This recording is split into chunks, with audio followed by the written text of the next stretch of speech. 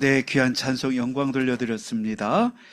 오늘 우리가 같이 나눌 말씀은 후대를 위한 세 가지 싸움이라고 했습니다. 같이 한번 하겠습니다. 시작. 후대를 위한 세 가지 싸움입니다. 네. 먼저 우리가 기억을 해야 되는데, 현장에 나가서 여러분들 꼭 써 먹으시면 좋은 그 방법 하나 알려드리겠습니다. 복음 전할 때 제일 첫 마디는 예수 믿으세요? 이겁니다. 할까요? 예수 믿으세요? 그러면 그 사람이 어떤 대답을 하래? 나 무신론자예요? 불교신자예요? 그다음에 교회 다니다 지금 안 나가요? 여러 가지 대답이 있겠지요. 어떤 대답을 하든지 두 번째 여러분이 준비한 말은 아 그러세요? 같이 할까요? 아 그러세요? 예. 그 두 번째 여러분이 해야 될 말입니다. 예, 세 번째입니다. 한 가지만 알면 됩니다. 같이요. 시작. 한 가지만 알면 됩니다. 자, 그 다음에 네 번째 마디는 예수는 이름이고요. 그리스도는 직분이에요. 시작. 예수는 이름이고요. 그리스도는 직분이에요. 그럼 그 사람이 네, 그렇게 접근하는 건 많이 못 봤거든요. 교회 다니라 뭐라 할 텐데 뭐를 인포메이션을 새롭게 주니까 그래서 예수님 이름 그리스도는 직분이라고 얘기해주고 그 다음에 우리가 할 것은 그 다음 말이 또 있습니다.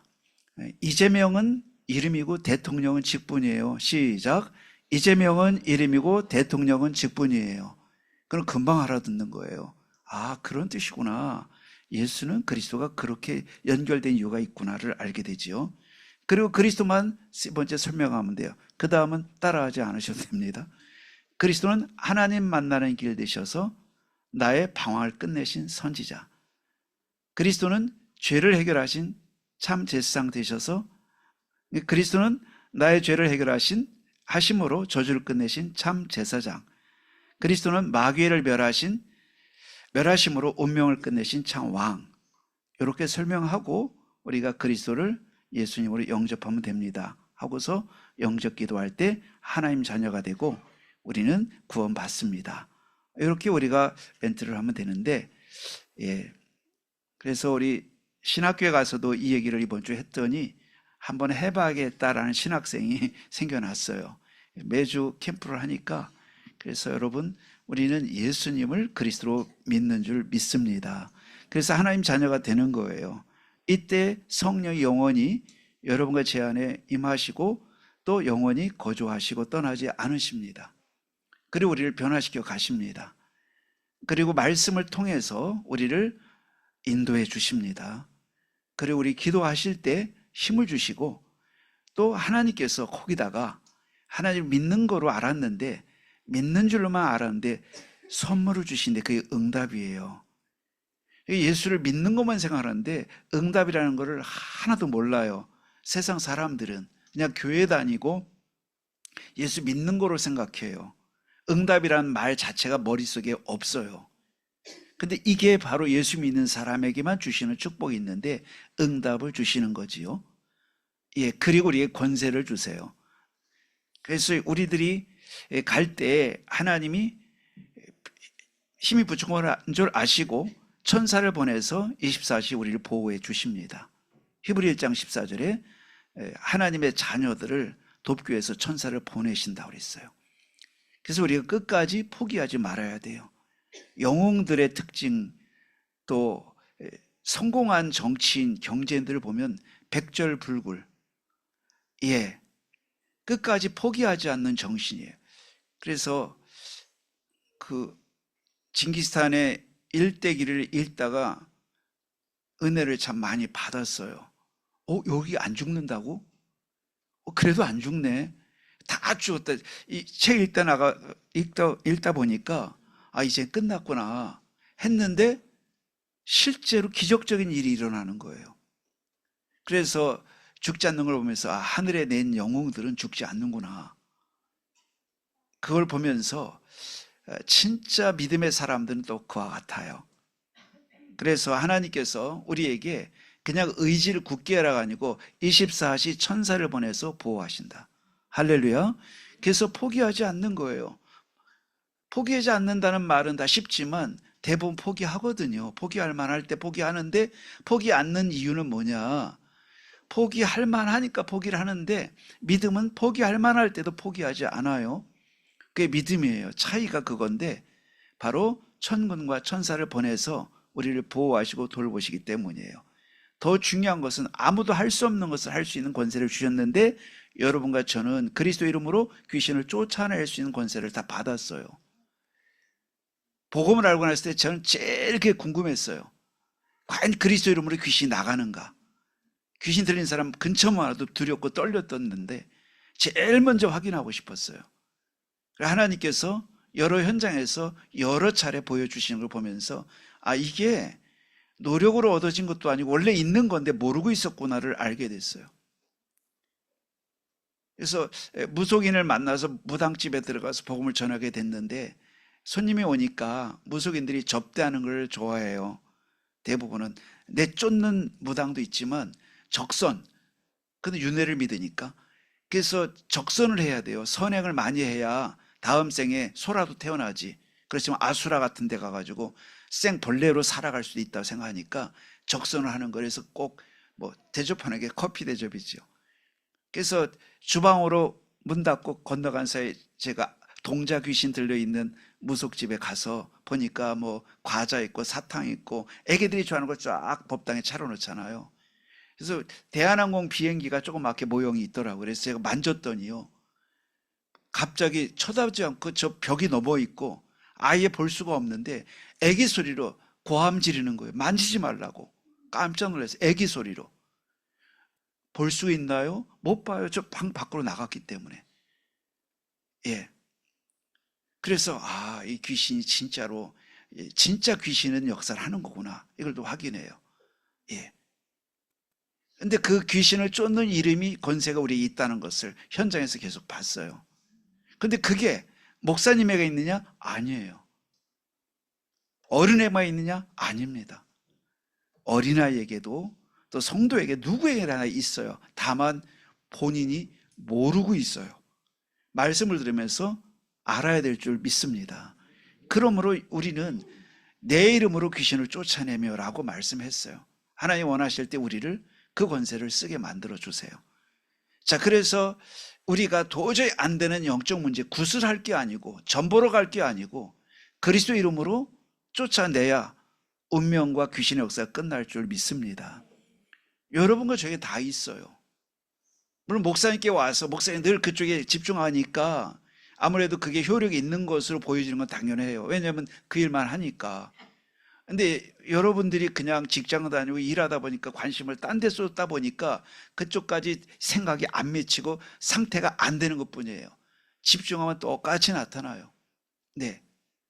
하나님 이걸 우리 주셨어요. 그 여러분과 저에게 아주 특별한 권을 주셨기 때문에 어느 곳에 가든지 사람은 말은 하지 않지만 영적으로 숨겨진 문제를 갖고 있어요. 그럴 때 여러분과 제가 필요한 거예요. 귀신을 쫓아낼 수 있는 사람은 아무도 없어요. 오직 그리스도 이름으로만 쫓아나는데 그 권세가 믿는 성도에게 다 주신 것입니다.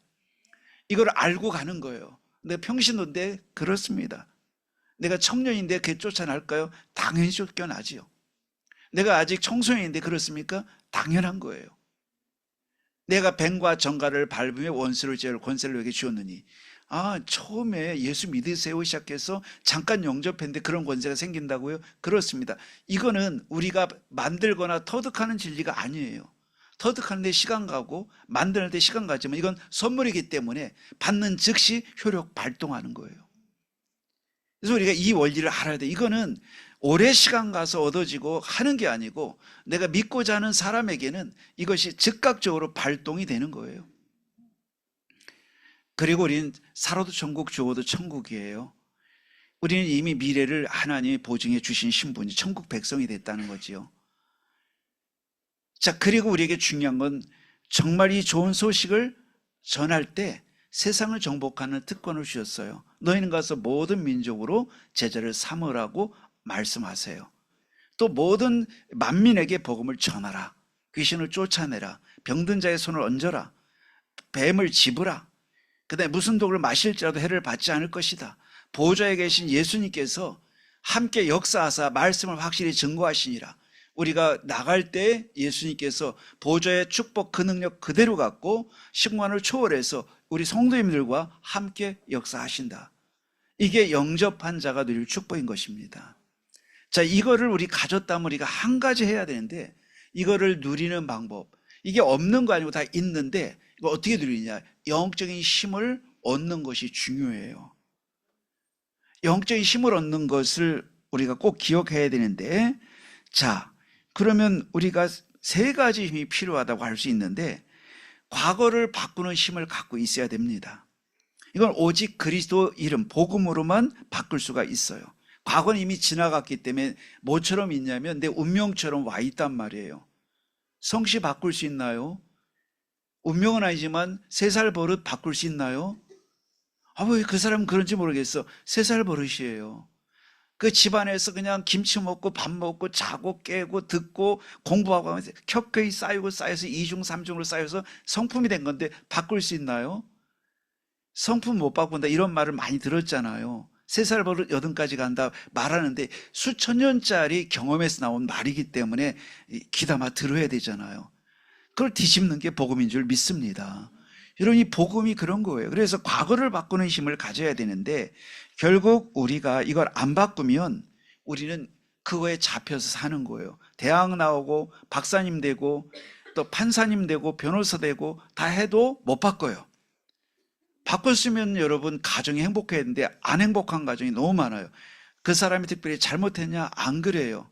그 사람이 오래된 것 때문에, 과거 때문에 그 문제가 자꾸 오는 거예요. 잘 살 것 같은데 안 돼요. 어느 날 거기다가 운명처럼 질병도 찾아오고 사고도 나는 거예요.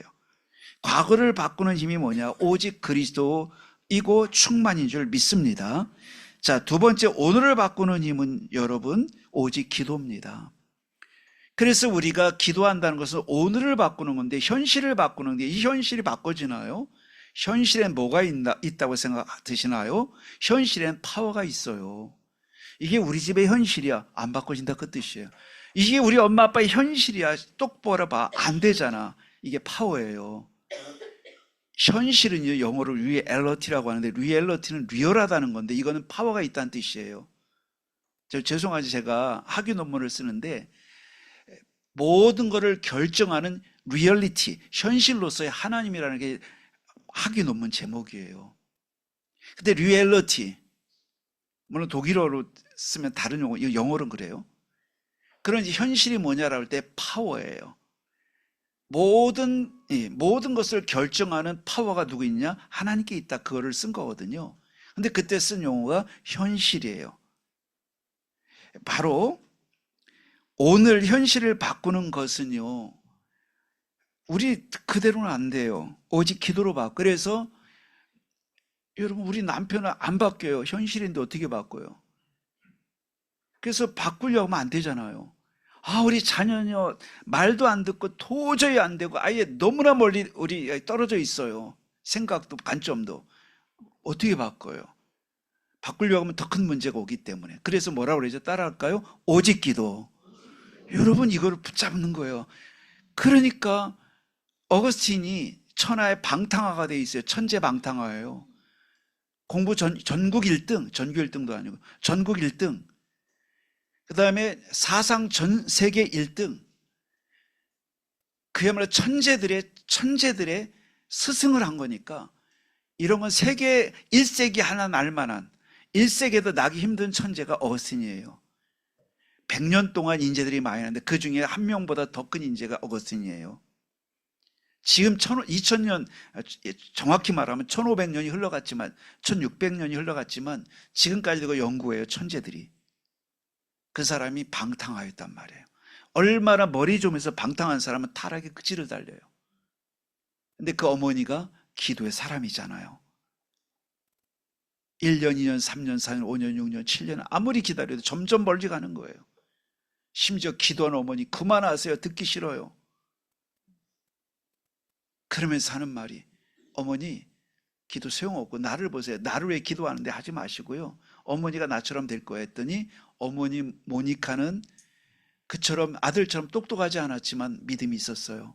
아들아, 아니다. 네가 나 있는 곳에 올 것이다.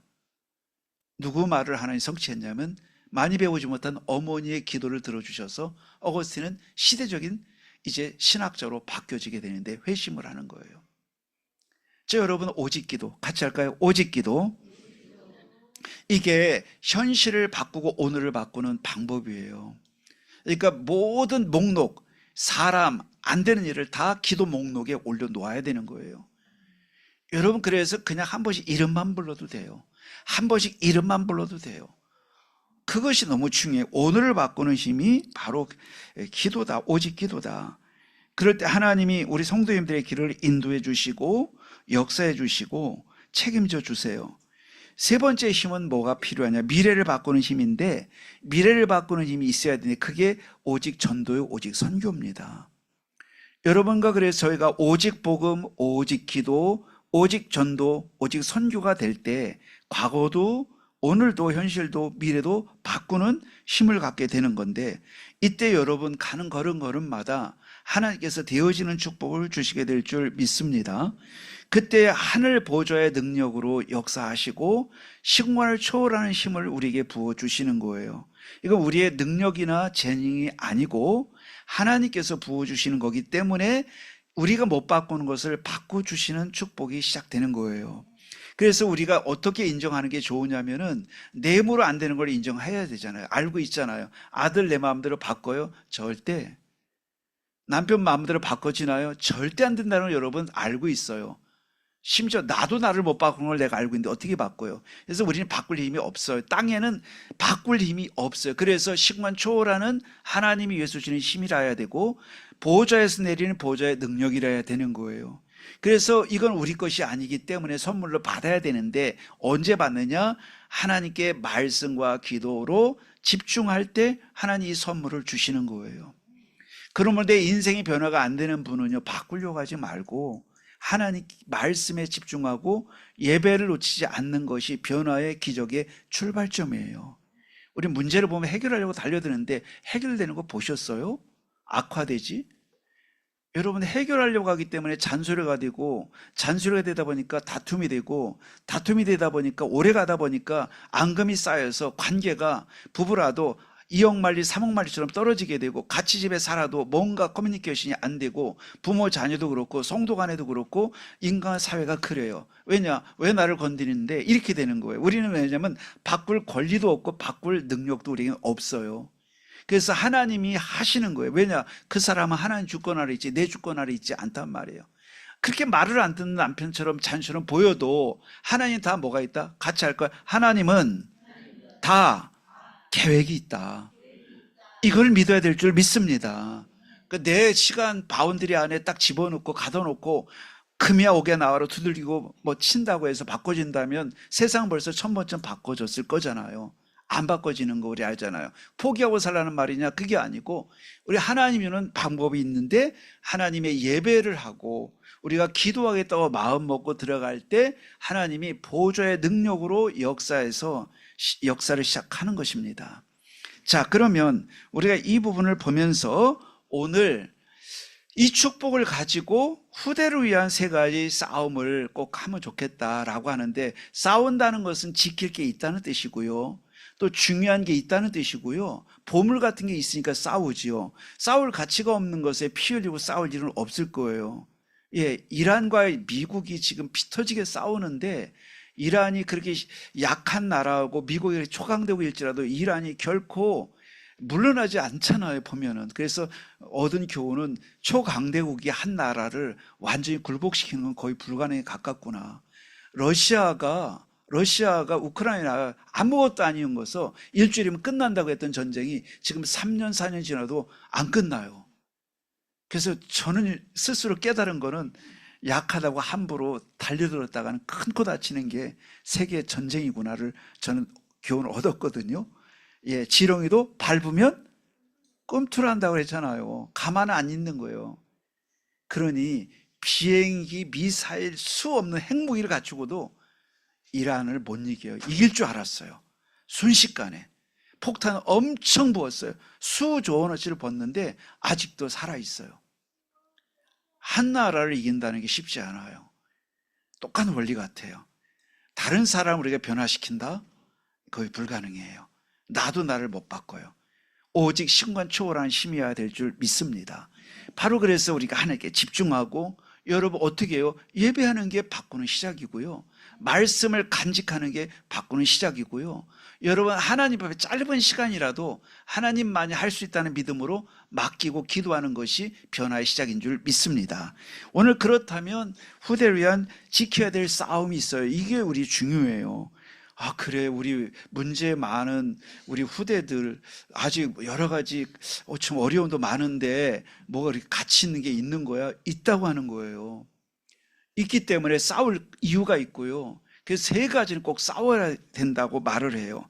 자, 그러면 오늘 배경을 잠깐 말씀드리면, 그 출애굽기 2장은 한 아들 모세라는 그 자녀가 태어나는 이야기이지만 그 이상이에요. 한마디로 하나님의 언약이, 하나님의 약속이 끊어질 위기에서 하나님이 후대를 일으키시는 장면이거든요. 그래서 하나님은 이 세상을 구원하기 위해서 복음을 주시고 복음의 주인공 그리스도가 오신다는 약속을 하셨는데 그걸 언약이라고 해요. 그 언약이 끊어지면 다 멸망하잖아요. 그것이 끊어질 위기가 온 거예요. 자, 그래서 이 애굽 시대를 보니까, 오늘 성경 출애굽 시대를 보니까 외적으로는요, 남자아이는 다 죽이라는 거, 어린아이는요. 예. 그러니까 남자가 태어나면 다 죽게 돼 있으니까 결혼이 무의미하고 가정이 완전히 어떻게 붕괴되는 시대예요. 살 수가 없어요. 그럼 어떻게 결혼을 하려고 할까요? 신껏 자녀를 낳았고 보니 아들이에요. 죽여야 되는데, 자기 손으로 죽이라는 건데, 결혼이 무섭고 임신이 무섭고, 그러니까 사람이 그걸 겁을 먹고 결혼 안 하고 임신 않는 거예요. 그러면 이스라엘이 멸망하는 거지요. 이게 바로의 목적이에요. 자, 이런 시대였어요. 그러니까 이러다 보니까 내면적으로 보다 보니까 하나님의 선민인 이스라엘이 하나님의 언약이 다 없어져 버렸어요. 결국 바로 왕이 그렇게 폭정을 한 것처럼 보이지만 이스라엘 백성들이 내면적으로 볼 때, 하나님 보실 때 언약을 놓치고 있었던 거예요. 자, 영적으로는 깜깜해진 거예요. 그래서 애굽에 가서 너희 빛이 되라고 보내는 건데, 애굽화 돼가지고 애굽도 우상이지만 하나님 믿는다는 말은 하지만 이스라엘 백성들이 같이 깜깜해진 거예요. 하나님 가만 계시겠어요? 건드리신 거예요. 여러분, 하나님이 역사를 주관하시기 때문에 그냥 두지 않으세요. 그래서 하나님이 섭리하시기를 바로, 야, 움직여라 좀. 그리고 그렇게 움직이면서 진짜 내 하나님의 사람, 내 사람 하나 일으키겠다, 모세를 세워야겠다, 이렇게 섭리를 하신 거예요. 그래서 특별히 한 여자와 한 남자, 한 남자와 한 여자를 불러서 결혼을 시켜요. 결혼을 시켜서 거기서 자녀를 출산하게 하는 거예요. 왜냐하면 임신한다는 것 자체와 결혼 자체가 무의미하다고 고민할 때, 아니야, 하나님의 원래 뜻은, 바로는 저렇게 명령하고 우리를 못하게 만들지만 하나님이 한순간도 결혼하지 말라고 한 적이 없어. 결혼해야 돼. 그리고 자녀를 낳지 말라고 한 적이 없어. 오히려 번성하라고 했어. 라는 하나님의 말씀을, 그 시대를 뚫고 결혼하고, 시대를 뚫고 임신을 하고, 시대를 뚫고 자녀를 출산한 게 모세예요. 자, 거기로부터 오늘 스토리가 시작되는 거예요. 이렇게 해서 이런 사람이 한 가정이 나왔는데, 여기서 한 자녀가 또 나왔고, 그 한 자녀를 통해서 이스라엘 전체가 다 살아나는 이야기가 오늘 전체 이야기예요. 그럼 오늘 우리가 사는 시대와 대비해 봐도 비슷하다고 생각이 들지 않으십니까? 예, 요즘 청년들은 결혼하지 않으려고 해요. 또 애를 낳지 않으려고 해요. 그러면서 사회적인 여러 가지 요인들을, 경제적인 거를 제일로 삼고, 이제 이런저런 조건이 맞지 않아서 야라고 얘기를 합니다. 그리고 포스트 모더니즘과 세속적 휴머니스트들, 인본주의자들이 가정해체를 부르짖고 있기 때문에, 가정해체, 이것이 공산주의, 커뮤니스트, 그 다음에 포스트 모더니스트, 휴머니스트 3종 세트가 전 세계 노벨상을 다 끌고 있는 그룹들이고 유엔의 리더들이 다 이들이고 정치계의 우두머리 다 이들인데, 그리고 대학의 총장들은 100% 이런 사람들이고 모든 대학 교수가 이렇게 갖고 있고 모든 대학 교과서, 대학원 교과서, 박사과정 교과서가 다 이 세 가지로 100% 물들어 있는 곳, 신학교가 아닌 이상은 이렇게 돼 있는데, 여기서 어떻게 되겠어요? 여기서 뭐라고 여러분 하는지 아십니까? 가정은 구시대의 전유물이다. 결혼은 구시대의 전유물이다. 끊임없이 암암리에 문자적으로 문화적으로 퍼뜨리고 있기 때문에 그거와 당장 피부적으로는 경제적인 문제, 이런 것들이 종합되면서 지금 일어난 일이 우연이 아닌 거예요. 그런데 우리가 복음의 날카로운 감각을 지니지 않으면 이런 것을 물 먹듯이 먹으면서 그것이 마치 당연한 것처럼 받아들이게 된다는 거지요. 안타깝지만. 왜냐하면 분별하는 눈이 있어야 되는 거예요. 그래서 우리가 성경적 눈을 열었을 때 하나님과 정반대임을 알고, 오늘 레위 남자, 여자 두 사람이 눈을 떴던 거예요. 바로가 저렇게 말하지만 하나님의 길은 다른 거야. 지금 모든 사람이 벌벌 떨고 아닌 길로 가고 있지만 그건 하나님 길이 아니야 라고 생각한 레위인 남자와 여자가 일어났던 거예요. 하나님 이거를 주목하시고 여기에 모든 것을 부어줘서 전 세계를 깜짝 놀라게 할 아주 쇼킹한 충격적인 출애굽 사건이 시작되는 거예요. 오늘 그 주인공으로 우리들의 가정을 부르셨고 우리의 자녀와 우리 교회를 부르신 걸 믿어야 될 줄 믿습니다. 오늘 그러면 하나님께서 첫 번째 우리에게 말씀하는 건 시대 문제에 도전하라는 것입니다. 시대 문제에 도전하라. 시대 문제에 속지 말라는 거예요. 자, 1절을 보실까요? 레위 가족 중 한 사람이 가서 레위 여자에게 장가 들었다. 네, 이게 엄청나게 꽝 친 거예요. 장가 들었다. 시집 갔다. 이 뜻이에요. 결혼했다. 이제 바로 왕의 명령에 따르면 결혼은 무의미해라고 모든 유행어가 됐어요. 시대의 화두가 된 거예요. 결혼은 무의미해. 왜냐하면 애 죽여야 되기 때문에. 그럴 수 없어. 차라리 결혼하고 말지. 결혼을 해서 애 낳다가 비극을 경험할 수 없어. 결혼할 수 없어가 화두예요. 이스라엘 사람들 사이 화두예요. 애굽 사람은 뭐 칠 것도 없고 하나님 믿는다고 하면서 바로 왕의 진짜 노예가 돼버린 거예요. 사상이. 여러분, 이 시대 포스트 모더니즘의 노예가 되겠습니까? 아니면 커뮤니스트 공산주의의 노예가 되겠습니까? 아니면 여러분 세속 인본주의, 대학에서 완전히 100% 장악한 하버드 대학 총장과 옥스퍼드 대학의 학자들과 서울대학 교수들이 갖고 있는 사상, 그래서 교과서 나와 있는 그거를 따라가시겠습니까? 필요해서 배우긴 할지라도 그것을 분별하지 못한다면 우리는 지금 99.99%의 이스라엘 백성들이 바로 왕의 말을 듣고 벌벌 떨어서 결혼하지 말아야지, 애 낳지 말아야지, 이 사상을 당연한 것처럼 한 번도 하나님께 물어보지도 않고, 성경에서 우리를 구원하시고 우리 위해 십자가에 피 흘리시고 모든 문제 십자가에 끝내시고 제사장 선지자 왕 되신 그리스도의 말을 들어보지 않고 그런 말을 당연한 것처럼 받아들이고 하나님 말씀을 우리가 소개할 때 그것을 사람들은 밀어내고 거부하고 원래 생각이 옳은 것이처럼 하나님 말씀은 선택사항인 것처럼 우리 청년들이 생각한다면 어떻게 되겠습니까? 오늘 여기서 이 레위 남자가 레위 여자에게 장가 들었다는 말은 여기에 아니라고 말한 거예요. 흐름이 그렇지만 그것이 노 그랬습니다. 제가 AI하고 대화를 자주 하는 편이거든요. AI가 세졌어요. 옛날엔 굽신굽신했어요. 아우, 주인님 알겠어요. 요즘은요 끝까지 따라 붙습니다. 내 항복할 때까지. 내가 요리조리 피해서 생각을 이렇게 말하고 생각을 이렇게 말하고 아주 그 AI 약점될 만한 것들을 얘기해도 끝까지 피해가면서 저를 이제는요 틀렸습니다. 그건 일부는 맞지만 일부는 아닙니다. 이 분위기가 톤이 바뀌었어요. 내가 벼르고 있어요. 그래서 알파고하고 대결했던 누구죠? 이세돌이 그런 심령이었을 것 같아요. 어떻게 좀 버텨보려고 했는데 나중에 지잖아요. 한 판 이기고 나머지 지잖아요. 지금은 이길 수도 없어요. 근데 지금은 심리가 그래요.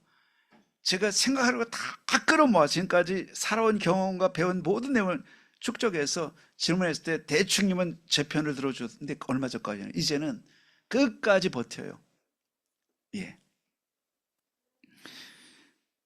자, 그러면 우리가 이런 것들을 보면서 우리는 이 시대가 우리에게 요구하는 사항이 있어요. 그거를 우리가 이겨낼 수 있어야 되거든요. 네. 그 사상을 계속 우리에게 심어주고 또 우리를 끌고 가고 이런 것들에 대해서 우리가 아무 생각 없이, 예. 근데 그 기준은 뭐냐? 말씀과 복음으로 나갈 수밖에 없거든요. 그래서 이 시대가 그런 시대예요. 출애굽 1장 16절에 보니까 아들이거든 죽이라. 그러니까 한마디로 이스라엘을 없애고 언약의 씨를 대를 끊으려고 하는 사단의 노력에 창세기 3장 15절의 주인공 메시아 오는 길을 끊는 거잖아요. 그러니까 여러분과 저희 가정에 복음이 들어가는 걸 끊는 것이 이 시대의 포스트 모더니즘의 뜻이고 공산주의의 뜻이고 인본주의자들의 뜻이에요. 지금 세계는 다 그렇게 되어 있어요. 무서울 정도로 이들의 전략은 우리가 생각보다 훨씬 치밀해요. 지난번에 말씀드렸지만 세속적 인본주의자들과 뉴에이지 이런 사람들은 전부 다 뭐냐면 다음 세대를 다 공략해요. 그래서 인재들을 학교 교육 현장으로 보내는 게 전략이에요. 우리는 무슨 의대를 가야지, 장로님 아들도 의대 가고 공부 전교육도 의대 가야지 이러고 있는데 뉴에이지 이 사람들은 전략적으로 인재들은 학교로 보내서 완전히 자기들의 사상을 전염시키는 도구로 쓰고 있어요. 목사님 그 추측이니? 아니요. 문헌을 통해서 확인하고 있어요. 왜냐하면 제가 학교 세월 전달해야 되기 때문에 제 주장을 할 수가 없어요. 아주 정확한 문헌에 근거해서 여러분들에게 전달해 드리는 거예요. 그러니까 물밑에서는요 어마어마한 일이 벌어지는 거예요. 겉으로는 데려가는 건 다 껍데기고요. 이 모든 것을 주장하는 밑에 무서운 것이 흘러가는 거예요. 자, 그런데 그 흐름을 캐치하고 레위 남자와 여자가 결혼을 했어요.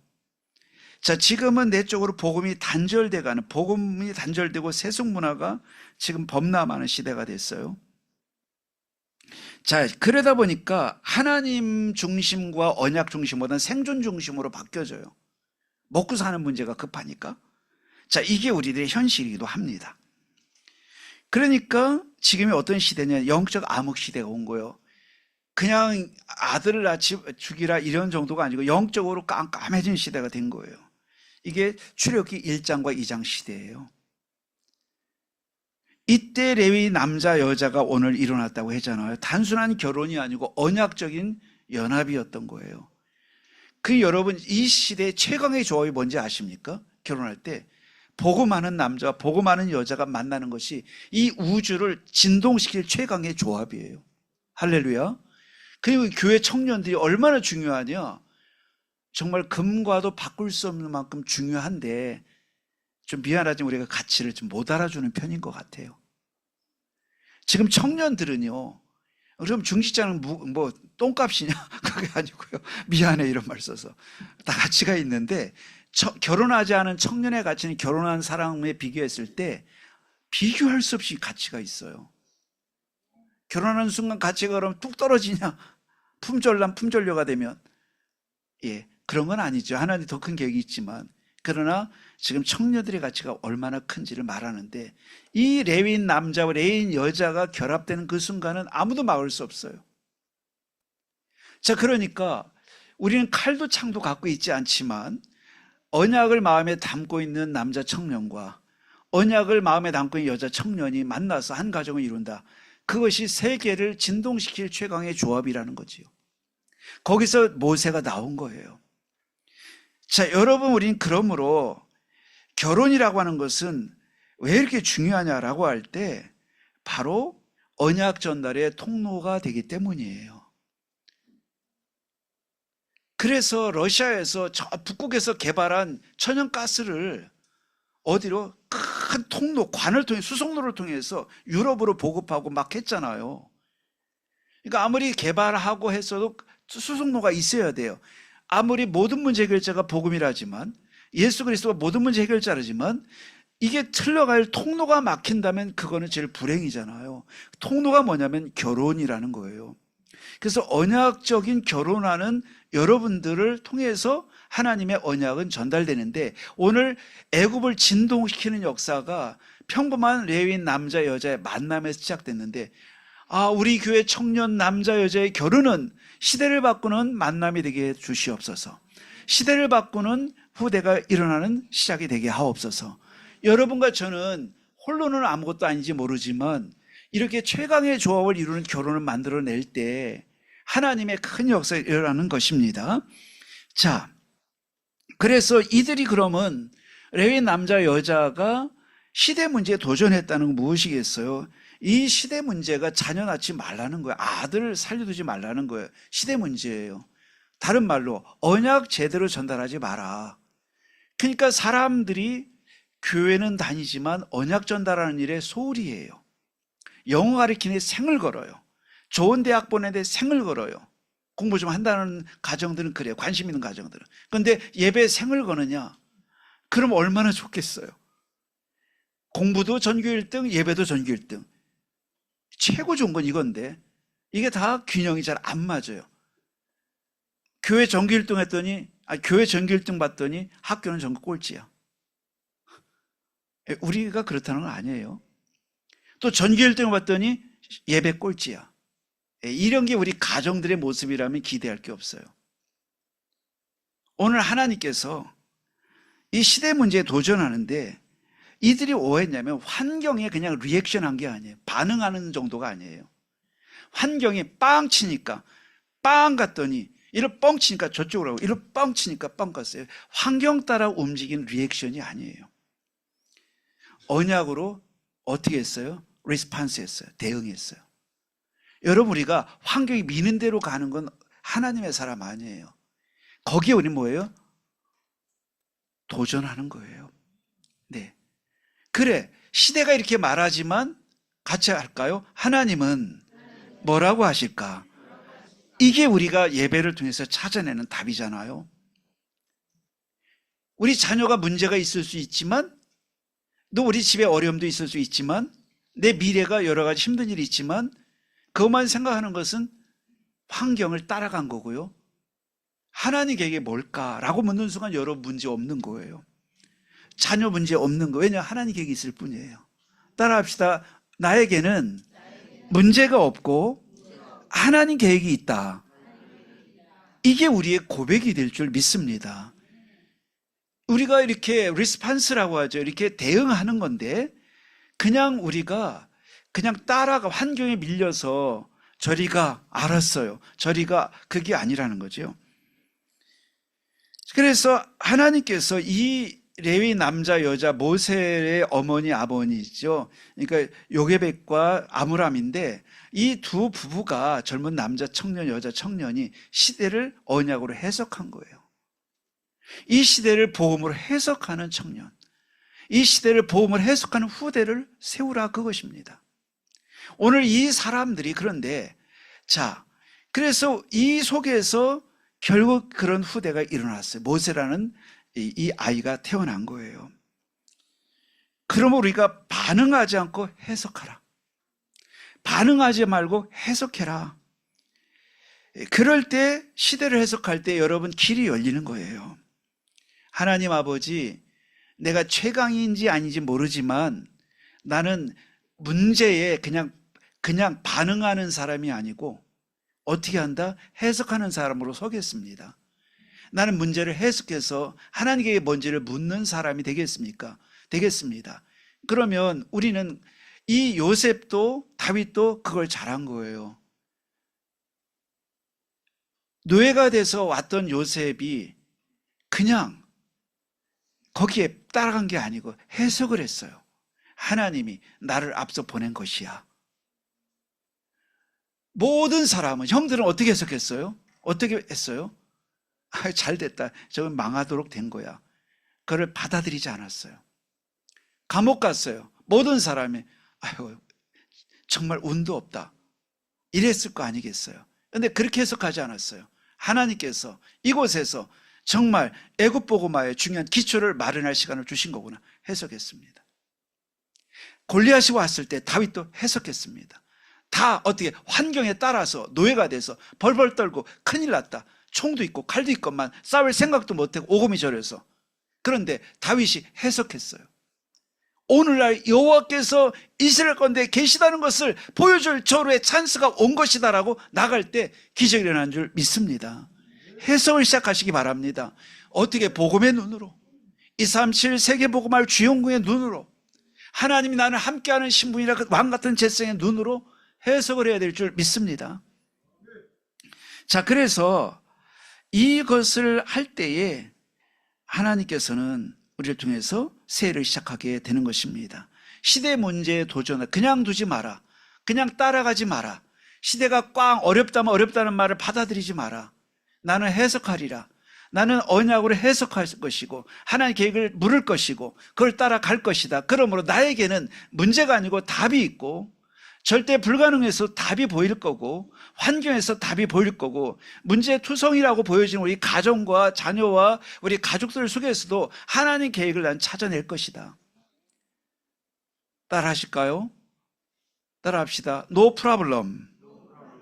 May want. 중국말이에요. 문제없다. 예. 여러분과 저는 복음의 눈으로 이게 시대를 도전하는 우리가 가져야 될 내용이에요. 그래서 우리가 이걸 하기 위해서 뭐예요? 삼뜰 성전을 놓고 도전하는 것입니다. 아이들의 뜰을 만들어라. 이 언약을 전달할, 그리스도를 전달하고 예배를 전달하고 그리고 하나님 나라를 전달할 새뜰 성전을 세우라 이것입니다. 이게 이 시대 우리 구체적인 실행하는 도전의 방법입니다. 그냥 우리가 성전을 세우자는 것이 아니고 우리 다음 세대가 정말 복음을 정확히 알도록 그리고 계속해서 복음성의 훈련 받을 수 있도록 시스템을 갖추는 거예요. 그리고 정말 예배가 뭔지를 가르쳐 주는 거예요. 그 속에서 탤런트를 찾아내고 정말 세계 최고의 서밋을 찾아내는 거예요. 여러분 이것이 우리가 할 일이에요. 알고 봤더니 얘가 세계 나가서 서밋인데 알고 봤더니 영적 서밋, 기도 서밋이에요. 이런 후대가 우리를 통해서 일어나게 되는 것입니다. 그리고 치유의 뜰을 세우는 것이죠. 바로 많은 사람들이 시대를 따라가고 시대의 노예가 돼 있고 흑암 문화의 노예가 돼 있을 이때 우리가 복음의 빛을 비춰주는 그래서 살리고 치유하는 우리 치유의 뜰을 세우는 거예요. 그리고 이거를 모든 민족에게 확대하는 거예요. 다민족을 살리는 교회가 되고 성전이 돼야 되는 것입니다. 승리하시기를 축원을 드립니다. 두 번째, 후대를 위한 두 번째 싸움은 뭐냐? 절대 불가능에 도전하라입니다. 절대 불가능에 도전하는 싸움입니다. 불가능에 도전할 사람 없어요. 빨리 깨닫는 게 지혜잖아요. 불가능한 걸 자꾸 붙잡고 있는 게 미련한 거잖아요. 그런데 여러분, 우리는 불가능하지만 하나님 불가능하지 않으세요. 아므람과 요게벳이 결혼할 때 왜 결혼해? 지금 결혼해봐야 무의미한 거야. 왜 또 자녀를 임신한다고? 아들 낳으면 어떻게 할 건데? 아들 낳으면 네 손을 죽여야 되는데 그거 가려고 아들 낳아? 그것 때문에 10달 임신하고 큰 고생을 한 거야. 그 비극을 체험하려고 낳지 마. 임신도 아예 하지 마. 절대 불가능한 것이에요. 이거는요. 낳는 의미가 없어요. 거기에 도전해서 하나님 결혼해도 의미가 없는데 여기 도전합니다. 하나님은 하지 말라고 한 적이 없어요. 두 번째, 임신해도 무의미해서 절대 낳지 않는 게 지혜인데 여기에 도전합니다. 하나님께서는 나라고 했어요. 물러나지도 않았습니다. 그런데 여러분 우리가 불가능에 도전하지 않으면 어떤 일이 벌어지냐면 시대가 요구하는 대로 세상이 요구하는 대로 아예 도전할 생각조차 하지 못하게 되고 또 우리는 그 요구에 사로잡혀서 모든 삶을 설계해 나가기 시작해요. 결국 우리는 나도 모르게 세상 문화에 물든 네피림 문화에 속하게 되는 거예요. 복음 상관없는 인생길이 자꾸 가요. 자, 절대 불가능에 도전한 결과 아므람과 요게벳은 결혼하고 얘기했어요. 여보, 옆집 아줌마도 앞집 아저씨도 결혼을 해도 애는 안 낳는다고 하는데 우린 그러지 맙시다. 우리 하나님은 전지전능하시고 살아계신 하나님이고 우리에게 창세기 3장 15절 언약을 주셨는데 불가능을 가능케 하신 하나님을 믿는데 우리 미래는 알 수 없지만 하나님이 약속하셨으니 우린 임신하고 자녀를 가집시다. 여보, 그런데 아들 낳으면 어떻게 해요? 그 다음은 그 다음에 맡깁시다. 내일 일을 염려하지 말라. 오늘 일은 오늘로 족하니라. 할렐루야. 여러분과 저는요, 미래를 이제 주관도 못하면서 미래를 땡겨가지고 결정해놓고 미래 이럴 거니까 못한다고 해서 믿음조차 시도하지 않는다는 것은 슬픈 일이에요. 이게 좁은 생각이에요. 미래는 누구 것입니까? 하나님 것입니다. 하나님 섭리자이십니다.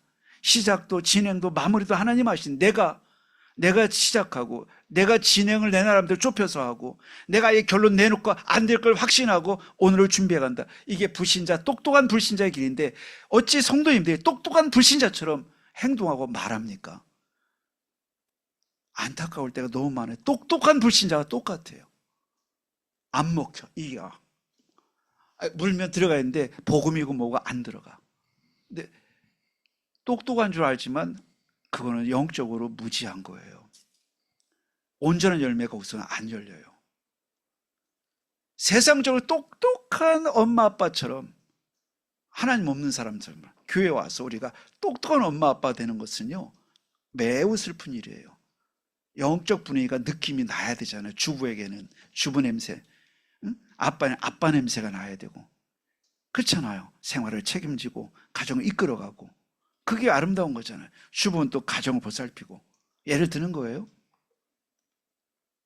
근데 아들을 낳았어요. 여보, 우리는 미래는 하나님 거니까 자녀를 낳읍시다. 여보, 그 낳아서 어떻게 할 건데요? 나도 알 수 없어요. 하나님 아실 거예요. 이 대화를 나눴을 거라고 봅니다. 그냥 낳을 수는 없거든요. 바보가 아닌 이상은 그냥 낳을 수가 없어요. 임신해도 지우려고 하겠죠. 근데 분명한 것은 하나님의 뜻은 낳는 거예요. 낳게 하셨다면 살릴 것도 하나님일진데 우리 믿고 출발합시다. 그래서 2절 보시죠. 이게 시대 문제에 도전한 건데, 절대 불가능에 도전한 건데, 그 여자가 임신하여 출처해야 돼. 임신, 이게 보통 결정이 아니에요. 두 번째, 아들을 낳으니. 동사 임신했다. 두 번째 동사 낳았다. 석 달 동안 숨겼다. 동사들 몇 개가 나오죠. 이게 절대 불가능에 도전하는 동사들이에요. 임신하는 게 그냥 숱한 임신 중에 하나가 아니에요. 특별한 임신이었어요. 여러분의 잉태가 언약적 잉태가 되기를 바랍니다. 우리 청년들은 그냥 어쩌다 보니까 애 생겼어, 그럴 수도 있지만 그게 아니고 언약적 잉태, 언약적 출산, 언약적 양육입니다. 여러분, 오늘 결혼하지 않은 여러분들 엄청 축복된 여러분들입니다. 결혼할 여러분들 엄청 축복된 사람들이에요. 오늘 이 메시지를 듣는다는 거는 내가 해서 그런 게 아니고 이게 맞기 때문이에요. 절대 불가능에 도전해. 같이 합시다. 절대 불가능에 도전하라. 믿음으로 도전하라, 이 뜻이잖아요. 아들을 낳았어요. 죽음의 시대 속에서 생명을 선택을 한 거예요. 왕의 명령을 따를 것이냐, 하나님의 언약을 내가 따르는 길에 설 것이냐, 이 결정이에요. 그리고 낳더니 애기 울음소리 나는 거를 밖으로 내보내면 안 되니까 너무 조그만 영하는 소리가 어떻게 했는데 점점 크니까 숨길 수가 없어요. 그런데 히브리 11장 23절에 3달을 숨겼으니까 발각됐다는, 애도 죽고 부모도 죽는 거예요. 이렇게 되는 거예요. 완전히. 그래서 딱 죽는 건데 3달을 숨긴 거를 히브리 11장 23절 뭐라 했냐면 두려워하지 아니했다라고 했어요. 믿음을 가졌어요. 믿음은 환경을 무시하거나 현실을 무시하는 게 아니고 하나님의 언약을 더 크게 보는 거예요. 그러므로 우리는요, 믿음으로 모든 걸 보는 거예요. 환경 무시하는 자 아니, 우리 환경을 왜 무시해요? 현실을 왜 무시해요? 알지요. 바보 아니에요. 우리는요. 우리 성도님들 바보 아니세요. 세상 사람만큼 똑똑해요. 세상 사람만큼 경험하셨어요. 알면서 우리는 환경보다 크신 하나님을 믿고 언약을 붙잡는 것뿐이에요. 그래서 한 일이 3절을 보실까요? 더 숨길 수 없게 되면 이런 일이 벌어져요. 여보, 봐봐요. 더 숨길 수 없게 하고 했잖아요. 이제는 모든 게 숲으로 돌아가는 거에 다 죽게 생겼잖아요. 라고 할 때 한 행동을 잘 보세요. 너무 놀라워요. 이게 우리 모두 것이 되면 좋겠어요. 3절 같이 읽을까요? 시작. 더 숨길 수 없게 되며 그를 위하여 갈대 상자를 가져다가 역청과 나무와 진을 칠하고 아기를 거기 담아 나일강 갈대 사이에 두고. 이거 보면 저는 개인적인 주일 강단을 준비하면서 저는 작은 충격을 받았어요. 아, 이거였구나. 목사님 이거 그냥 평범한 거 아닌가요? 저는 안 평범해 보였어요. 이 도전의 열쇠가 여기 있었어요.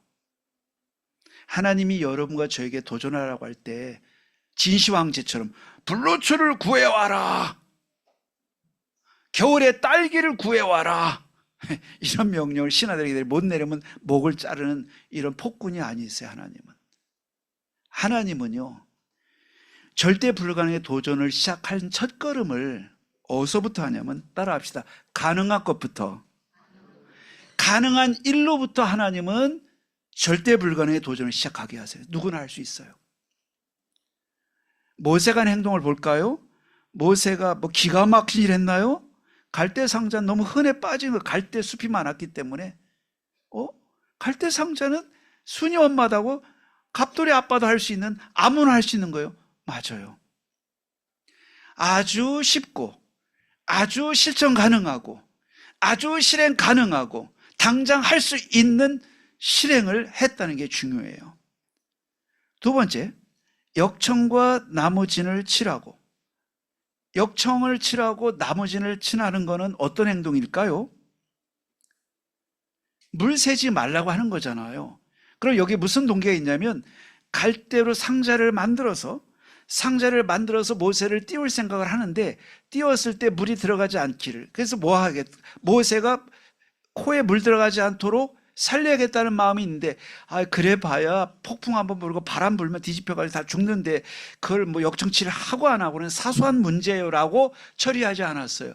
모세가 할 수 있는 건 다 했어요. 근데 여러분, 믿음의 사람들의 특징이 뭔지 여러분 보셨나요? 믿음의 사람들은요, 아닐 것 같은데 작은 행동으로 해나가요. 아닐 것 같고 작아서 보통 사람 안 하는 것들을 하나하나 꼼지락거리면서 해요. 이게 뭔지 아십니까? 구원의 길도 그리고. 강단 실천 리스트 그린다고 우리 집이 갑자기 뒤집혀? 내가 강단 실천 기도문을 안 쓴다고 뭐 안 되던 집이 되는 거야? 맞을 거예요. 그게 갑자기 되지는 않을 거예요. 그러나 갈상자 역정치라는 거 똑같아요. 이게 역사로 이어질 줄 믿습니다. 포기하지 않아요. 그리고 중단하지 않아요. 어떻게? 내가 할 수 있는 범위 내에서. 하나님은 불가능을 도전하라고 하지만 실천적인 액션은 가능한 것, 실현 가능한 것을 작게 스텝을 밟아 가라고 하는 거예요. 아멘입니까? 오늘 여러분, 그러면 누구나 불가능에 도전할 수 있어요. 우린 너무 큰 걸 생각해요. 어떻게 불가능에 도전해? 당장 사는 길을 찾아. 자, 여러분, 오늘 모세 어머니가, 아버지가 했던 것은 흔해 빠진 갈상자를 구해온 거였고, 두 번째 든 생각은 당장 살려면 상자를 만드는 거고, 그리고 당장 5분을 가든 10분을 가든 나일강물이 침범하지 않도록 역청치를 하고 이렇게 기름을 칠해서 나무진을 칠해서 아기를 거기 담는 거야. 근데 이게 다 실천 가능한데 대부분 뭘까요? 안 해요. 왜냐? 안 된다는 생각이 너무 크다 보니까. 여러분, 하나님은 여러분과 저에게 실은 0.000000001%를 맡기고 나머지 99.9999%를 하시는 분인 줄 믿으시기 바랍니다. 안 믿어지시나 봐요. 믿으시기 바랍니다. 안 믿어지는 분이 있어요. 그런 분은 이런 분일 거예요. 아니요, 목사님 말 틀렸어요. 우린 빵이고요, 하나님 백이에요. 맞아요. 그러나 행동을 해야 돼요. 지혜로운 자는 가능한 실천을 계속 찾아요. 하나님의 믿음의 사람은 실천 가능한 것을 찾기 시작해요. 그리고 하나님의 엄청난 압도적인 역사를 기다려요. 절대 불가능의 도전이 시작되기를 축원을 드립니다. 예, 나일강에 맡겼어요. 포기가 아니에요. 하나님께 맡긴 거예요. 네 길을 여호와께 맡기라고 시편 37편 5절에 말씀해요. 그때 그럼 끝인데 어떻게 돼요? 하나님의 시간표가 그때 오는 거예요. 도전한 사람만이 하나님의 시간표를 보게 돼요. 바로의 딸이 등장할 줄 누가 알았어요? 이건 모세 엄마 아빠의 생각이 아니에요. 모세 엄마가 할 수 있는 것은 흔한 갈대 숲에 가서 배워다가 상자 만들고 진을 치려고 물 새지 않게 하고 모세를 놓고 나일강에 띄우는 것밖에 없어요. 근데 거기까지만 하면 돼요. 너무 쉬운 거예요. 그러나 하나님 믿음으로 했어요. 근데 시간표가 보기 시작한 거예요. 오늘 여러분 아주 작은 실천을 가지고 절대 불가능에 도전하시기를 바랍니다. 예. 그랬더니 이걸 지켜봤어요. 누이가 미리암이 딱 지켜보다가 바로 오는 걸 보고서 제안해요. 그래서 유모가 필요하잖아요. 애기 키우려면. 그랬더니 그래 누구 있냐? 내가 모셔올게. 누구를 모셔와요? 엄마를 모셔와요. 놀라운 일이 벌어졌어요. 믿음은 단순한 기다림만이 아니고 지혜로운 참여이기도 해요. 예. 여러분 하나님은 능력이 없어 우리를 지혜롭게 참여하기 원하는 게 아니고 믿음 때문에 참여하기를 원하세요. 믿음을 뭐로 보여요? 참여를 통해서, 갈상자를 만드는 일을 통해서. 오늘부터 내가 절대 불가능을 가능케 하는 망대를 세우고 237 나라 5천 종족 살리고 세계복음화하고 3대 성전을 세우고 정말 이제 금토일 시대의 주역이 되고 후대를 살리고 시대를 치유하는 묵상 시대를 열어가는 일을 진짜 도전하고 한다면 내가 해야 될 실천이 뭔가를 갈상자를 빨리 찾아야 될 줄 믿습니다. 이게 절대 불가능에 도전하는 자의 축복이에요. 저는 찾았어요. 그게 40일 집중이에요. 너무 감사해요. 승리하시길 축원을 드립니다. 마지막 사명에 도전하라. 이게 세 번째 싸움입니다. 사명에 도전하는 싸움이에요. 후대에게 언약 전달하는 사명에 도전하는 거예요. 가능한 것에 먼저 집중했어요. 갈대상자 역정 나일강에 띄우는 것까지. 인간이 할 수 있는 건 작아요. 그러나 해야 돼요. 그것이 역사의 통로가 되기 때문에. 내 믿음 때문에 하나님 시켜요. 그거를. 내 믿음을 보시는구나. 이거를 알게 하시기 위해서요. 그때 절대 시간표가 왔어요. 사명에 도전하는 사람, 갈상자를 만들고 나일강에 띄우는 요게벳과 아므람, 모세 엄마 아빠의 심정은 언약을 후대에게 어떻게 전달해야겠다 이런 마음이었고, 그런 사람에게 하나님이 시간표를 주신 거예요. 그래서 놀랍게도 친어머니가 젖을 먹여서 키우기 시작한 거예요. 어디 바로 궁전에서 보호받으면서. 놀라운 일이, 뒤집히는 일이 일어났어요. 이런 역사가 준비되고 있는 것입니다. 누가 도전하는 자에게, 언약을 갖고 작은 도전을 실천하는 자에게 하나님은 이렇게 놀라운 반전을 준비하고 계세요. 왜요? 바로 영원한 것을 전달하도록 하기 위해서예요. 피제사의 비밀을 젖먹이 하면서 전달했어요. 출애굽의 언약을 전달했어요. 이 어린 아기에게 마치 마지막인 것처럼, 마치 이 아이가 어른인 것처럼, 마치 아이가 알아듣는 말인 것처럼 전달했는데 이게 기적적으로 전달이 됐어요. 우리 나이로 보면 한 6살까지 키운 거로 추정이 됩니다. 그때는 6살 이상까지 키우는 게 그 시대였어요. 그러니까 이것이 영아 시절의 기간이 길었어요. 그러니까 충분히 알아들을 나이까지 성장시킨 겁니다. 여러분, 그래서 무엇을 전달하는 것입니까? 후대에게 예수를 그리스도로 전달하는 것입니다. 삼직이 각인되기까지 전달하는 거예요. 이거를 하는 것이 우리의 제1 미션이 돼야 돼요. 두 번째, 예배 속에 있도록 전달해라. 후대의 성공에 전달하지 말고 예배 속에서 평생을 예배 속에서 사는 후대를 전달해라. 여러분, 이것이 영원한 언약 전달이에요. 여러분 후대가 30년 후에도 예배 속에 있다면 이미 성공자입니다. 여러분 후대가 수능 보는 중에도 예배 속에 있다면 성공자입니다. 여러분 후대가 여러분 군대 가서도 예배 속에 있다면 성공자입니다. 결혼하는 날도 예배 속에 있다면 성공자입니다. 여러분 CEO가 됐는데 예배 속에 있다. 맞아요. 워너메이커 아시죠? 예. 오늘 좀 말하면 정통부 장관 해달라 요청을 했어요. 못합니다. 왜 못하냐? 하고 싶어하는 장관직인데 나는 주일 예배를 빠질 수 없습니다. 주일 예배는 영원히 하나님께 드리는 거예요. 정통부는 잠깐 하는데 거기에 내 믿음을 팔 수 없습니다. 대통령이 당신 꼭 모셔야겠으니 당신은 주일을 지키고 정통부 장관 해달라. 맞아요. 이것이 우리의 원리입니다. 언약 전달입니다. 그리고 이 시대의 영적 문제를 알고 치유할 수 있는 복음의 비밀을 전달해 주는 거지요. 예배 속에 있도록 하는 거예요. 그래서 말씀과 기도로 모든 걸 결정하는 후대로 만드는 것입니다. 모든 학교 선택, 결혼 선택, 자녀 선택, 미래 선택, 앞으로 중요한 위기가 왔을 때 선택이 말씀과 기준이 된다면 여러분 영원한 것을 전달한 게 돼요. 그때 점쟁이 찾아가야겠다. 그때 인터넷에서 점이라도 한번 봐야겠다. 국회의원들이 그거 하고 있어요. 아닙니다. 이미 우리 속에 언약, 우리 속에 예배를 통해서 언약과 기도가 전달되게 하라. 그리고 성공의 기준을 높은 자리에 올라가는 것이 아니라 바로 하나님 나라와 일이 이루어지는 것이 되게 하라.